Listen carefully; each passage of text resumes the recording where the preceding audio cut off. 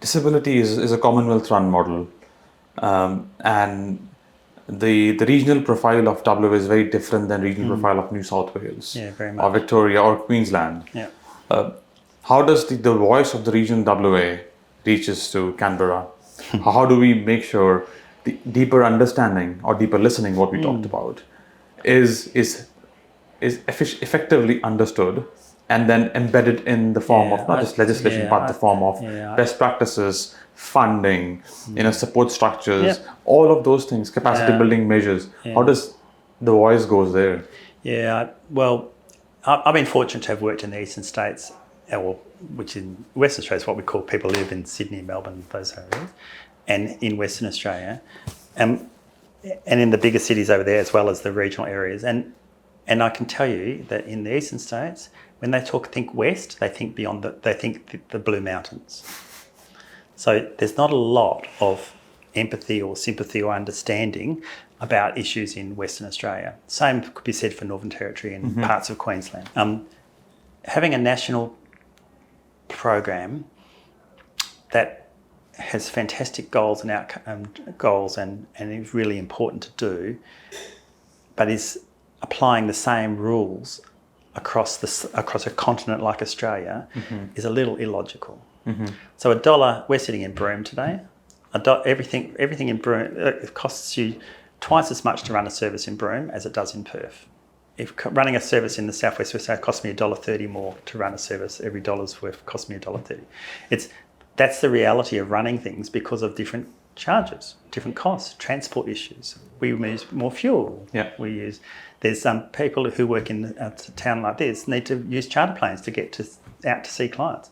The reality is that it's not the same everywhere, and so there needs to be some reflection of that much more in the way we're funded, and in also the way policies are developed and written.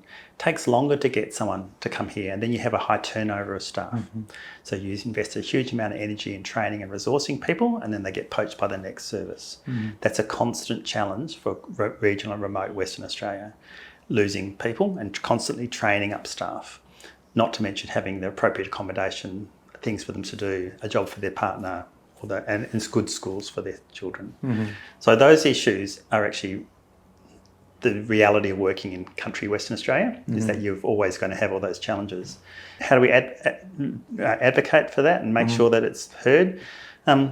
Things like what we're in Broome today meeting for the Council of Regional Disability Services, and today we've met with people from the Office of Disability talking about legislation that's coming through the system.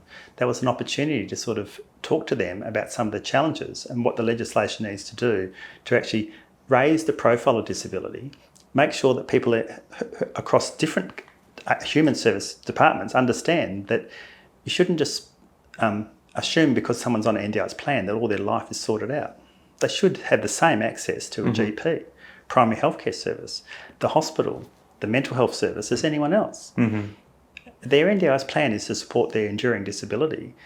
If they've got a mental health issue and they also have a broken leg, do you turn them away from ED because you're thinking NDS is going to fix it? Well, why, when someone who's got an enduring mental health issue and they go to ED with a significant spike in their depression, are they treated as though NDIS should be, the support agencies should be looking after them?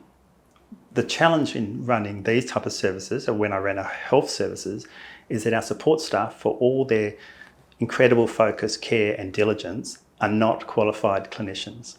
So they're really challenged, I think. And sometimes my concern is they don't know that they're being challenged to actually care and support for people with really complex health issues. And I think that's one of the challenges that we have in this sector, is that we have this expectation that having an NDIS plan means that you're sorted.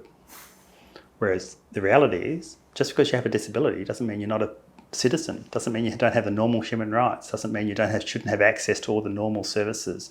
And in fact, you probably should have better access in some ways. So there should be some positive discrimination to ensure that people get to the front of the queue.